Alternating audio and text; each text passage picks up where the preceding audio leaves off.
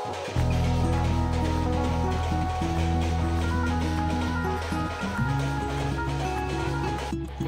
বন্ধুরা, কেমন আছো সবাই? আশা করি সবাই ভালো আছো। চলে এসেছি কিন্তু দাদার বিয়ের আরও একটি পার্ট নিয়ে। তো এটা ছিল জল ভরতে যাওয়া আর গায়ে হলুদ পর্ব। তো দেখতে পাচ্ছ আমরা কিন্তু সবাই রেডি হয়ে নিয়েছি সকাল সকাল বলতে ওই দুপুর দিকে, মোটামুটি তখন ঘড়িতে বাজে 11টা। আর যেহেতু সাজও বিয়ে ছিল মানে খুব তাড়াতাড়ি, ওই সন্ধ্যের মধ্যে গধূলি লগ্নে, তো আমরা কিন্তু সব চটজলদি করছিলাম।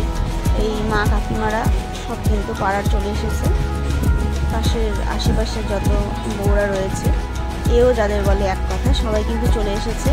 আর হাতে ডালা আর ঘাট নিমন্ত্রণ করার জন্য যা যা প্রয়োজন সব কিন্তু নিয়ে নিয়েছে ওরা। এটা ছিল জল ভরতে যাওয়ার আগের ঘটনা। দাদাকে কিন্তু আমরা নাচানোর চেষ্টা করছিলাম। যাই হোক, তারপরে আমরা সবাই মিলে বেরিয়ে পড়েছি। প্রায় একটা অ্যাডভেঞ্চার রাস্তা ছিল, জঙ্গলের মধ্যে দিয়ে যেতে হচ্ছিল, কিন্তু শেষ পর্যন্ত গিয়ে দেখলাম একটা দারুণ জায়গা।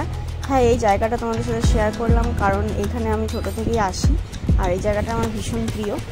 সামনেই একটা রয়েছে কালী মন্দির, সেখানেও পুজো দিয়েছে ওরা।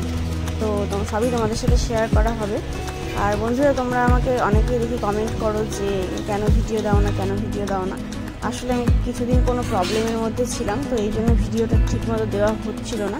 তবে চেষ্টা করবো তোমাদের আমি ভিডিও দেওয়ার। যাই হোক, তো আমরা কিন্তু প্রায় চলেই এসেছি। দেখতে পাচ্ছ কত অ্যাডভেঞ্চার কোনো একটা রাস্তা।